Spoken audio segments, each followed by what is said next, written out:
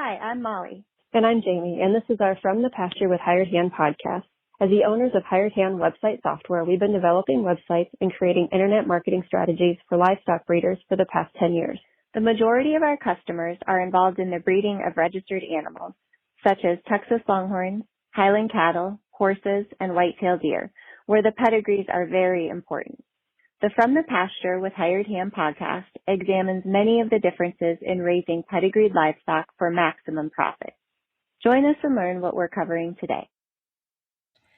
On today's podcast, I'm joined with Richard and Beth Morris and their ranch manager and daughter, Meghan, with Rockin RB Longhorns, located in Brenham, Texas.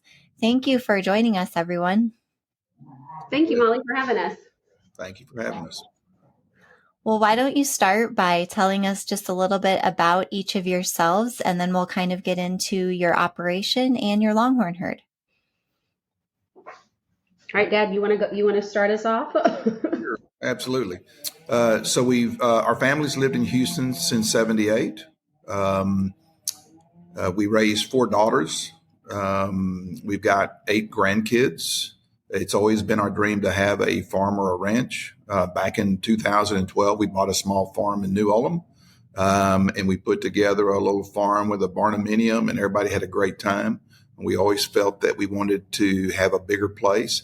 And so Beth was the research person that had the passion to go look at a variety of properties.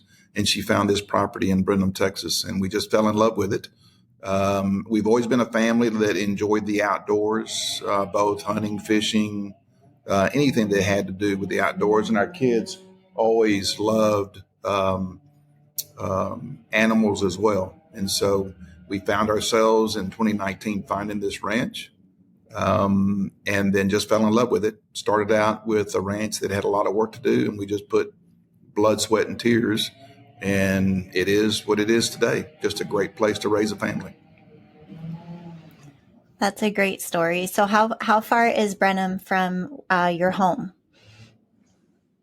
Well, we live on the ranch. Oh, you do? Okay, sorry. I thought you mentioned Dallas there. Sorry. No, so we have businesses in Houston, but we live on the ranch, and we're fortunate enough to get up every morning and look across the pasture and see our animals and see our longhorns and just enjoy the country life every day.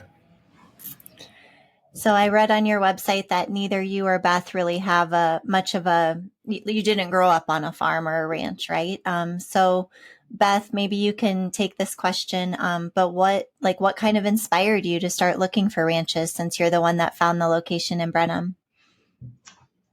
Well, like Richard said, we always wanted to have something in the country, but we didn't know anything about it at all. And so we started off with that little piece of land and, just kind of learned from immersion and fell in love with it. And as did Meghan and Charlie, were really out there with us every second, just doing work and figuring stuff out and learning how to burn brush piles that we nearly burned the whole place down. Build fence. Yeah, we learned how to build fence, but once we got it all done and put together, Richard just said, "I can't retire out here. There's not enough for me to do." And I said, "Okay, well, I can solve that." And so we found this place, and when we tell you that it was a labor of love, sweat, and tears, it was. And they have a hard time getting me or Meghan off of the ranch. This is just where we want to be. We love every minute of it. So Meghan, did you think that when you were younger, did you think that someday you would be the ranch manager, or how did that come to be?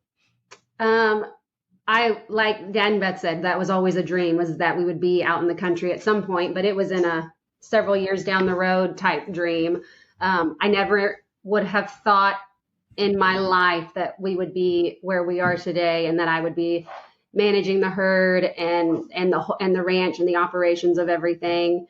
But it's a blessing beyond belief for me. How I came to become the manager is after after Rosette sold, and after that sale, I looked at Dad and I said, I think this could really be something if we really researched and dug in and looked around and see how we can grow the herd. And he said, okay, well, get after it. So I started just, diving in and learning and researching as much as I can. And I'm on the computer constantly looking at pedigrees and websites. And I just, anywhere that I can soak in more information and knowledge from breeders, from Longhorn breeders, and even, other cattle raisers, I am learning anything I can. So that was back in the end of 2022. So it's, only been a little over a year or so, and I'm loving every minute of it and learning every minute and every day.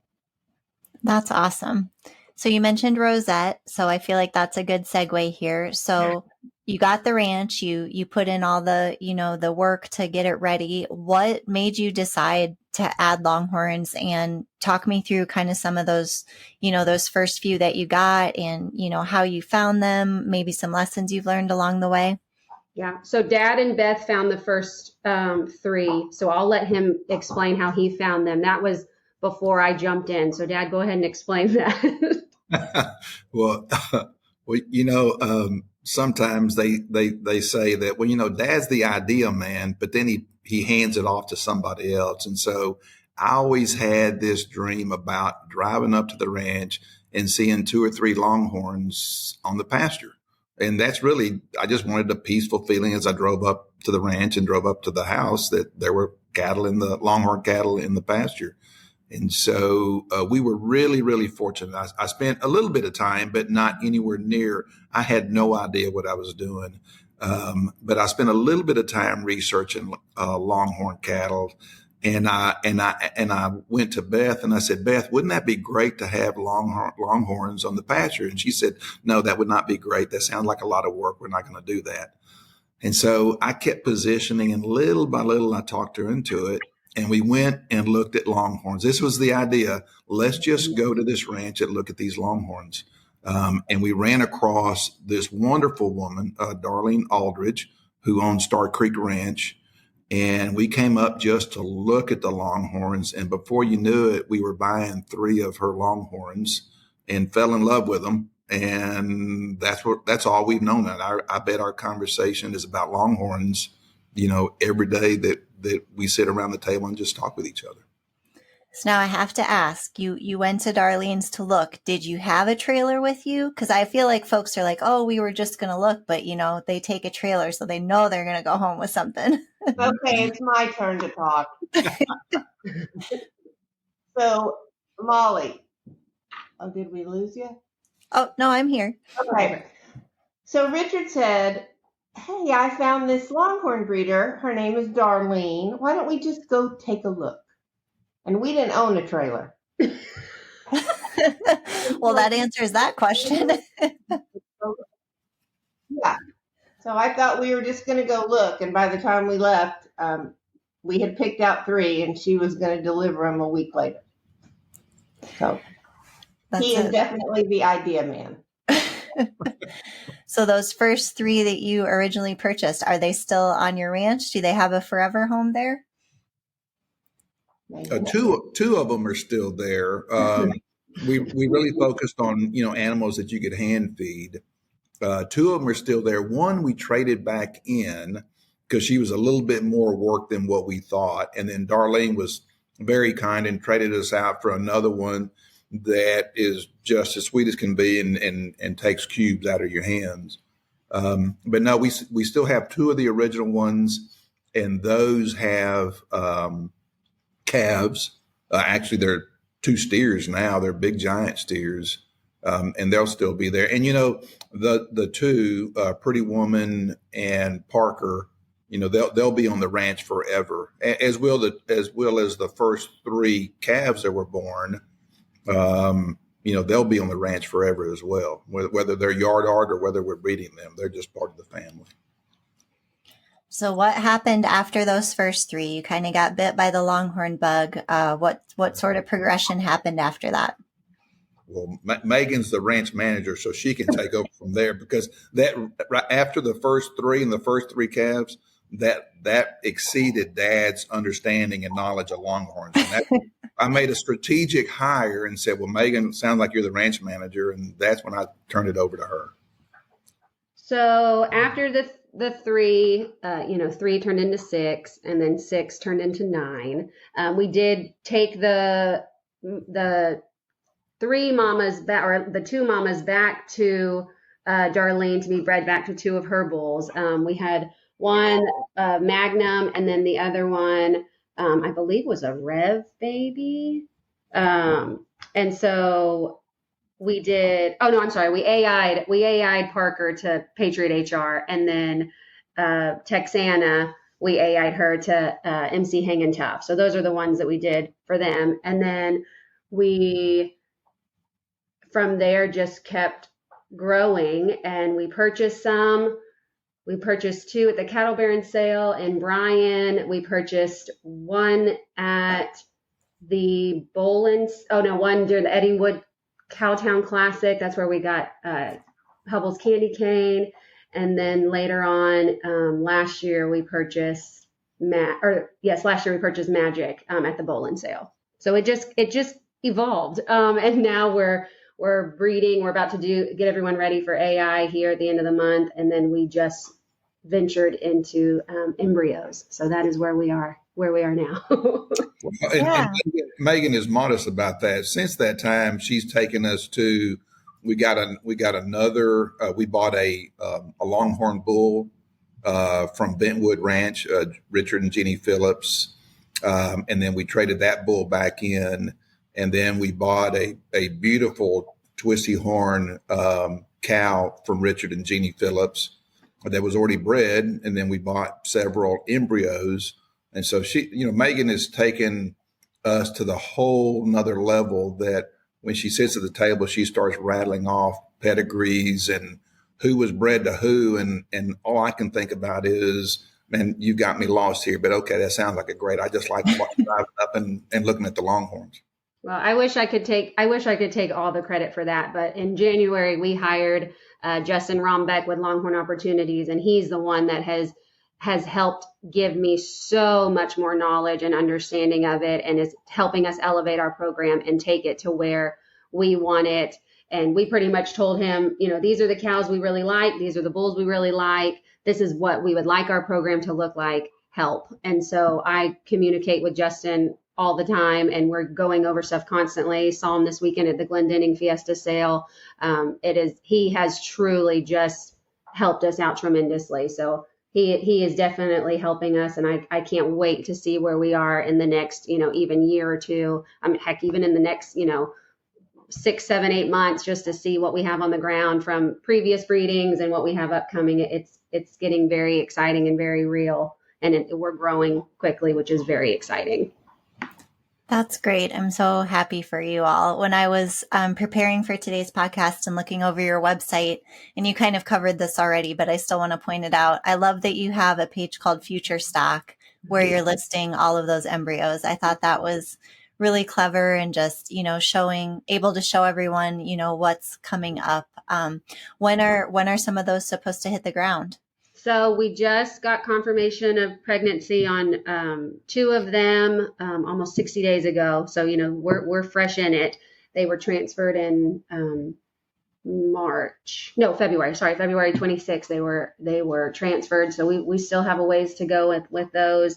The reset mamas will be coming to the ranch, early summer, and they'll calve out here, which we're real excited. We really like having our babies, obviously here at the ranch where we can see them from the moment they hit the ground till, wherever their future is in the program. So that is a new chapter and a new knowledge for me that I had no idea what all it entails. And it is very cool to learn about and to see, and just how embryos work and everything else. It's fascinating to me. It's a little nerve-wracking, but it is fascinating nonetheless. Well, and it's hard to be patient, right? Because you get all these amazing pairings, but then you have to kind of sit and wait, and there's not much you can do to control that time in between to see what you're going to get. No, if that's one thing that this has taught me is just the patience of it. And we knew we wanted to up the quantity, but most importantly, we knew we wanted to up the quality. And so when we said, okay, well, we want to up the quality, that's when Justin said, okay, well, let's talk about some embryos. And we were able to purchase those from Bentwood, and it has just been some incredible pairings that are there. And I'm just like on pins and needles, and I find myself just counting down, okay, how much longer till this happens, or till we get confirmation or not confirmation too. You never know with embryos, but it's exciting nonetheless. But yes, you have to have a lot of patience. Well, it's like an Easter egg hunt with every cow, because you don't know what you're going to get, but you look at them all the time, and we have a cow in the pasture now that should be calving hopefully today or tomorrow, that we've been watching real carefully, but we're all just on pins and needles about, well, what's the baby going to look like? And I think that's the excitement part for me, is just seeing a new Easter egg hunt that we just found. Besides the breeding strategies and the pairings and stuff, what would each of you say that your favorite part about having Longhorns now is? My favorite part is, one, just the growing and the knowledge. I never realized this passion I had for agriculture. I didn't grow up in the agricultural world. I got my first horse when I was, 23, 24. I always wanted one, and it started with that. And then, knew we always wanted cows. Dad and Beth started it with the Longhorns. And my favorite part, besides just the learning and the knowledge expansion, is the fact that we get to do it as a family. I have 3 boys. My oldest is about to turn 9 in July, and then I have 2 babies under the age of 2. So the fact that they are always with me, they're in the back of the mule, they're watching cows, they know the feeding schedule, they know when I say, hey boys, let's go check cows, even the little ones know they need to go get in their little seats in the mule. So the fact that we get to do this with family, and we get to learn about the cows, and just learning, to take care of them to the best of our ability, that's probably my favorite part about them. I like to be in the pasture talking to them, and I really enjoy the chores that go along with it. Megan and I are very good partners, and these animals love us and they trust us, and that just fills your heart up when you've never felt it before. How about you, Richard? I think, to me, the number one thing is just the excitement and the love that it creates within the family. I see Megan growing up. I see the boys growing up. I see Beth that, is kind of funny, like, let's just go look at these animals, has fallen in love with every one of them we've had. So, I think it's just a family affair that just continues to bond the family. And, when I'm long gone, this thing will just keep on going. And I'm sure Megan will take it to the next level up from where we are now, or where we are 10 years from now. But it's very fulfilling. And I think anybody that gets into it will probably tell you the same thing. So when it comes to naming the new calves, is it an argument, or does one of you get to pick the names? How does that work? That is a BB job. That is Beth's job. She is the namer. She takes it very seriously. I concur, but usually I'll just sit out there with them for a while, and it'll just come to me. But there's no rhyme or reason, really. Just however we're feeling. No theme or anything, just see what their personalities hold, huh? I think we tried to start with a theme, like Darlene, everything is stars related, and I might put RB in front of it, but it just depends on the cow. And our herd isn't so huge anyways that, we can be very personal, I think. And do you take any input from the grandkids ever, or are they not interested in the naming part? Well, if we took the suggestions from little boys, it would be something along the lines of booger, or something not Longhorn, maybe appropriate. So we just say that's a great suggestion, and it tends to fizzle out after that. I hear you. Well, I know we've talked a little bit about like the embryos and, some of your purchases at the recent sales. What if we looked ahead 5 years? Where do you think your program will be at 5 years from now? I hope we are rocking in another league. These embryos that we have coming and these calves that we have upcoming, that are going to be dropping soon. It's almost breathtaking to look through their pedigrees and to look at their mamas and to look at their daddy. It is just, it's exciting. So my hope is that we just continue to grow. Our hope is that we can have some homebred, dams on the ground, that we can do our own flushing and create our own embryos. Our hope is that we can have, homebred bulls too, having our own herd sire that we can use. Just that would be cool to be able just to have, as everyone wants to be able to use their own,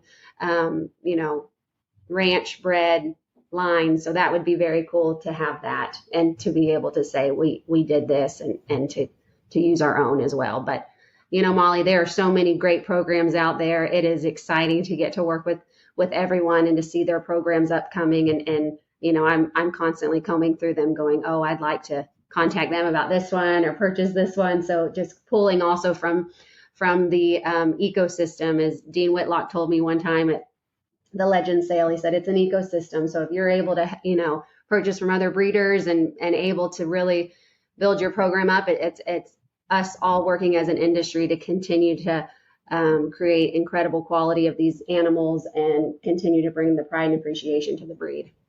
Mm-hmm. That's a great way to put it. I like that ecosystem example. So you all have mentioned Mr. Whitlock. You've mentioned the Phillips, Darlene, Justin. Is there anyone else in the breed that you've become close with, or has maybe helped you along the way at all? I would say those are Darlene, Richard, and Jeannie, Justin. Those have really been our main mentors. My main mentors. They have given me such knowledge and such help and advice, and that is helpful. But I mean, I was at the Glendenning sale this weekend, and you can shake anyone's hand, and this community is so tight knit, and everyone is willing to help. Everyone's willing to discuss what they've done or what they've learned from. That is priceless at this. So that is something that there's a ton that we have met, from the Legend sale to the Horn Showcase to this weekend, that I've met, that everyone is willing to help. So I would really just say the whole community has been very, very helpful and just giving us advice. It's been very welcoming. Love what you're hearing? Be sure to check out our Pickup Truck Confessions. It's a video series where we hop in the truck or rental car and interview a variety of breeders about what drives their passion for their livestock, how they got started in the breed of their choice, marketing tips, and more. And now, back to the podcast. All right. Well, these next few questions here, I kind of am interested to hear how the three of you differ, or if you have any in common. So let's start with this one. Who is the favorite in your own pasture, and why? Go, Richard. Go, Dad. You can start. My favorite cow is Pretty Woman. She was one of the first that we selected at Darlene's place. We selected her based on horn type and size, but mostly on her hide and her coloring. She's a big cow, and I've always loved big cows. And I knew Darlene was picking out some others, and I said, well, what about this one? And she said, well, that's Pretty Woman. That's a real beautiful cow. And I said, well, I like her. And she has turned out to be the matriarch of the herd. She defines the pecking order for all the cows. She's just so stately when she's laying in the pasture or standing in the pasture. That's my favorite, is Pretty Woman. Okay, well, they're rolling their eyes at me, but the cow that we gave back to Darlene had our very first calf. Her name was Roxy, and she is sassy now, but she's the first animal we had that kissed me on the mouth. And she will always be my favorite. And we actually have a very good friend that's an artist, and he painted her, and she is hanging above our fireplace. So she will always be first for me. That's very cool. Isn't it nice how they are pasture art, but they can also translate to, beautiful art to also have in your home. I love it when I see, the paintings that just really capture, their majestic presence. It's amazing. And we have an original of Parker Brown and of Roxy, and they just get to see them all the time. It's amazing. What about you, Megan? Who's your favorite? My favorite would be our most recent purchase, and that's W.S. Sade in our front pasture, the mama that's due to calve with a jungle gym baby any day. So she's my number one out there right now. She's gorgeous. She's got this beautiful kind of purple roan to her, super twisty horn, and just gentle demeanor. I mean, just an outstanding cow.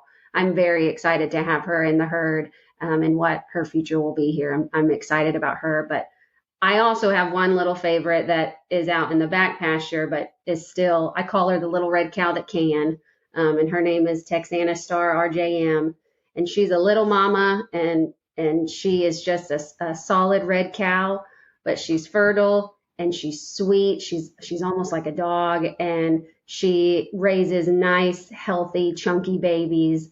And so I like her. We're gonna end up using her, I believe, as a recip cow because she is just a good mama all around. So she's another one of my favorites. So two totally end of the spectrum.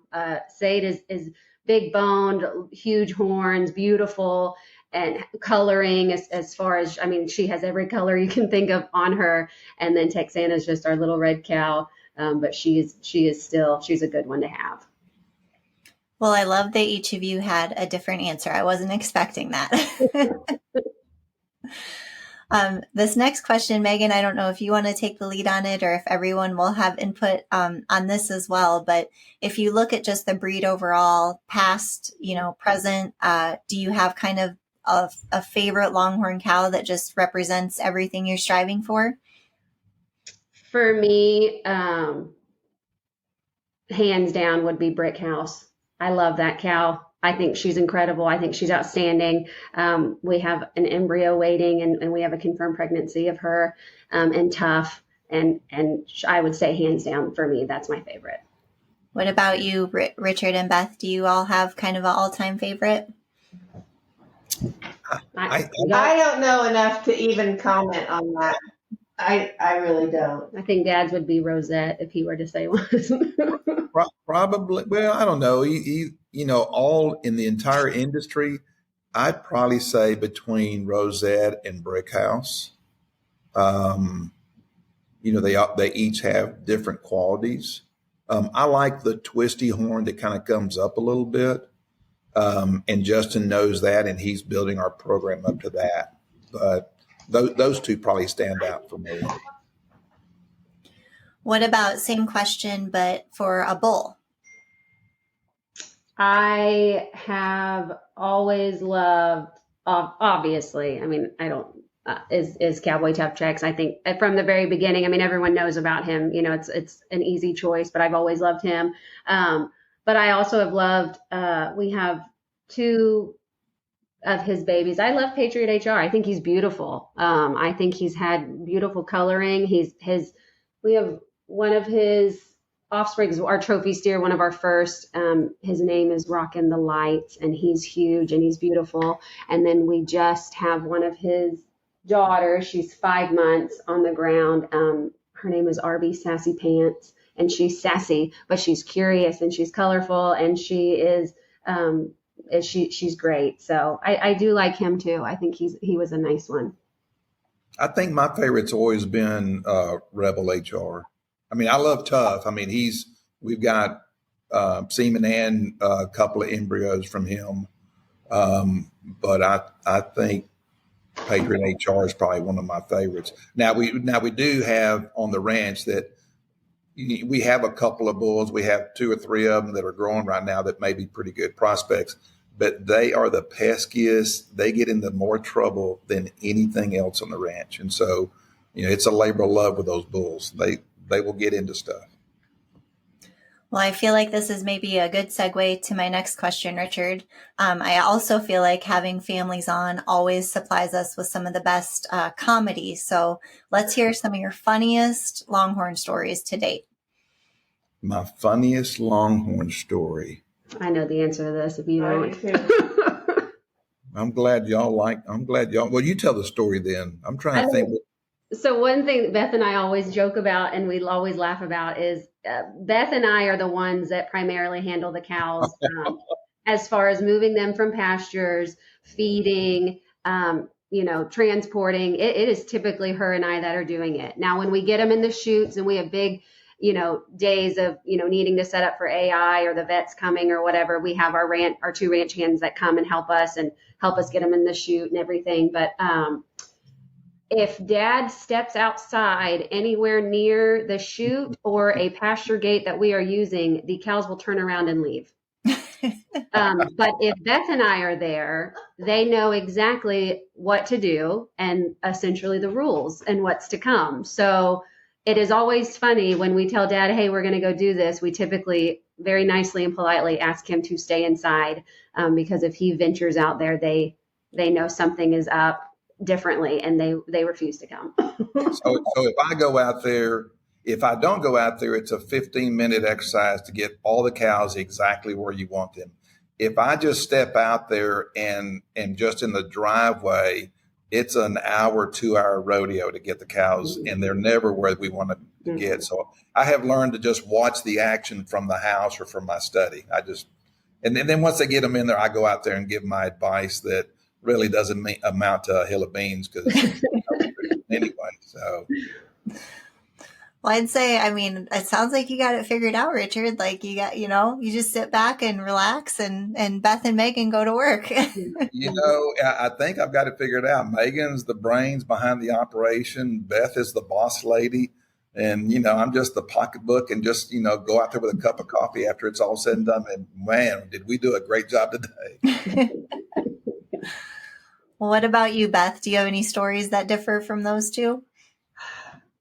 I would say the funniest things for me, we've had 1 or 2 that loved to get out of the fences.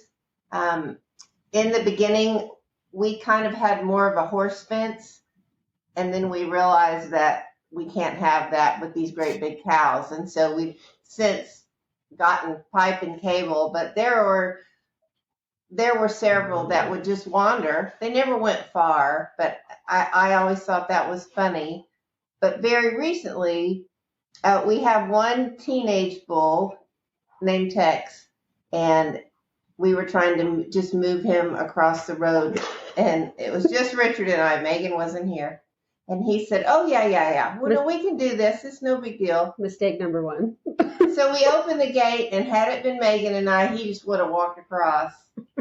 But he saw Richard, and he just started running. And he started looking for the girls. And anyways, we were going to panic, and then we didn't. And he got his fill and walked right back around and walked right through the gate. But I don't know that was funny, but it was definitely something to remember. It was funny afterwards. It's funny after. Me watching it on the camera was not so funny, where I'm watching Tex just bolt and then just run the fence line, and then the rest of the herd is like, what is he doing? But then he very politely, after running amok, ran to where he needed to go. What about that time? Remember when Cowgirl's calf went under the barbed wire at the neighbor's fence, and I jumped over and I slipped. I fed this. Dottie was 2 days old maybe? Yes. And I picked her up. She had just rolled underneath the fence. Our land has a lot of hills, and she had just managed to roll under, and I crawled over and started carrying her and forgot how muddy it was. And I just went straight on my face with a calf pretty much tumbled on top of me, and I emerged very dirty.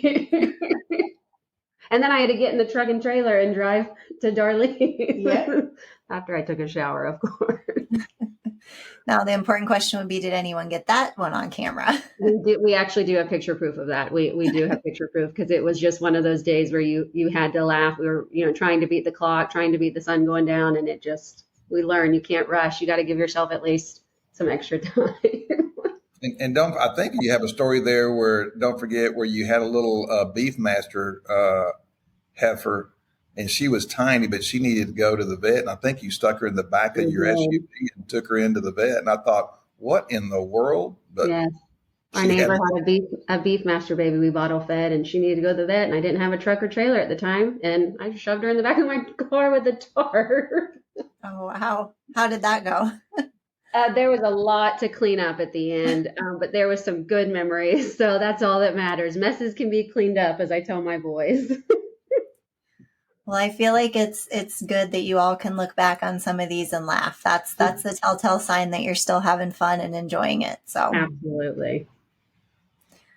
Well, let's switch gears a little bit and talk about marketing and websites. I feel like, Meghan, maybe you should kick this one off since you're in charge of a lot of the breeding strategies. But what's the average amount of time you think you spend looking at other people's Longhorn websites in a week?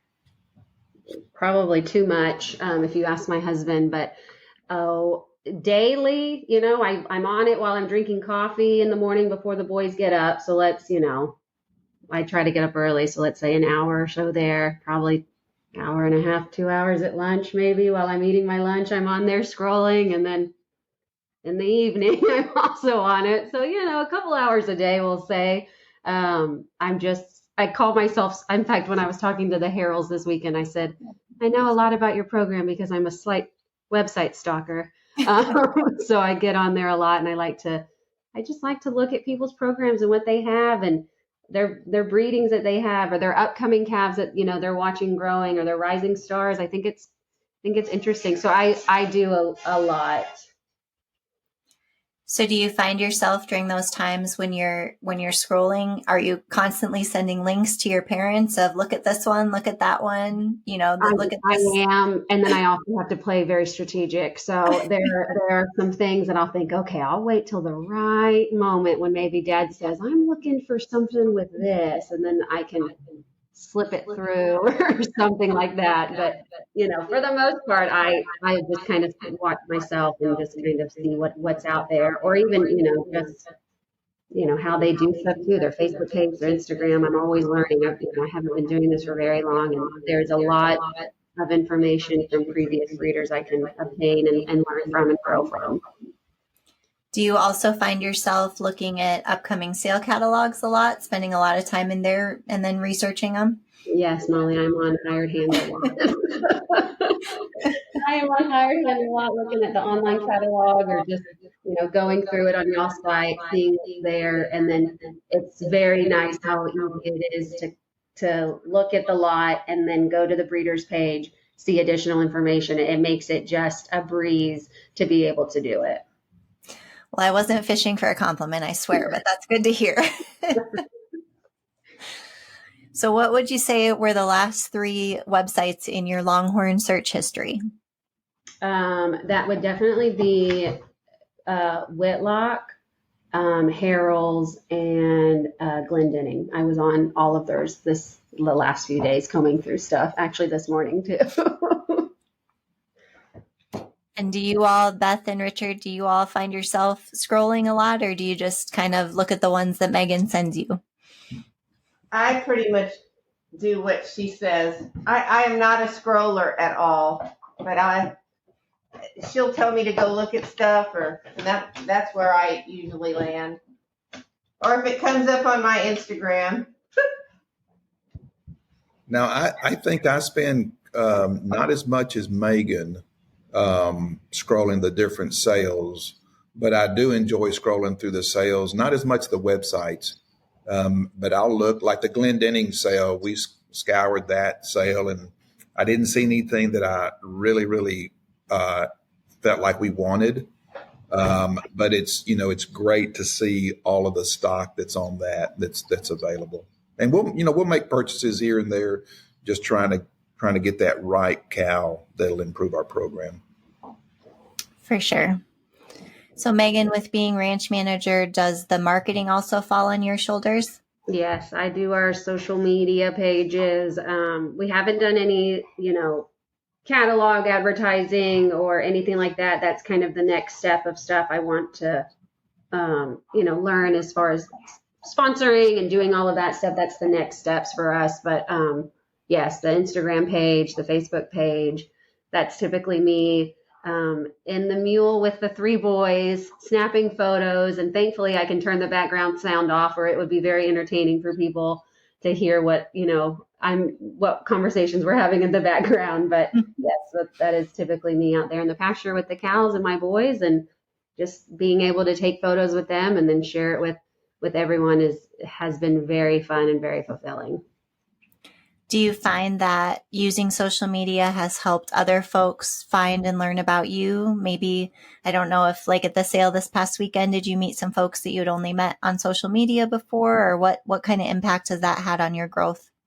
I haven't personally met people that are like, oh, I follow you, but I have seen other ranches that I follow that I've seen at a sale that I'm like, oh, I recognize them, or I know them. I see them on our Instagram or on our Facebook. So I recognize people a lot that way. Social media is great because you can do that. They can live in different states and you can follow them, and then you'll be at the same sale, and then you kind of go, oh wait, I follow you, or I know you. So that is fun. Yeah, and I always enjoy it too when folks will put their photo in their ads, or have a great profile picture, because I feel like that sticks with you, and then they're easier to recognize at those events too. Absolutely. Well, I feel like we've talked through a lot about your program. What haven't we covered though that you all want to share with those folks listening? I think we're just excited for the future. We're excited for the future of Rockin' RV Ranch. We're excited to continue to meet more incredible breeders in the industry. We're excited to learn from the breeders in the industry and what they've done, or what they, have learned from, the do's and don'ts, essentially. I'm just very excited for the future, and I hope everyone, sticks around and follows and sees where our growth is, and we've got some exciting things coming. So we're gonna keep on rocking, as I say. I think I'm excited for just the industry in general.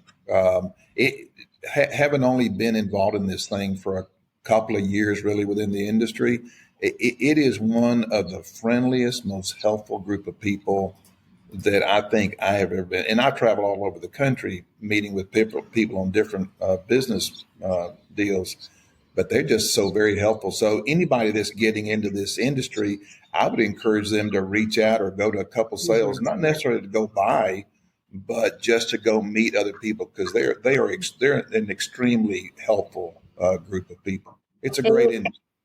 And I would say also reaching out to those breeders for just seeing their herd and seeing what they've done, or seeing their ranch. We have met several breeders that have invited us up, or we've gone there, and that is nice. And that's one way to create that relationship and those friendships, to be able to see to see their program, in person. That's another big way to grow and to learn more, for sure. Well, an example would be buying our first straws of semen from Richard and Jeannie Phillips, buying straws for Cowboy Tough Checks. And Richard was so kind and said, well, Meghan, why don't you come up to the ranch and come see what you're buying? And he just toured us all around his ranch. So, the industry is just a very helpful, friendly industry. We love that about it. Yeah, I feel like you hit the nail on the head there. I think that's great insight, and the people, the cattle are beautiful, but the people really do make it, for sure. Yep. Well, thank you all for joining me today. It was a pleasure to get to visit with all 3 of you. I know you took time out of your busy schedule, so we appreciate that. And I will link your new website in our show notes here, and hopefully you'll get lots of new visitors wanting to learn more about Rockin' RV Ranch. Well, thank you so much, Molly. Thank you, Molly. Thank you, Molly.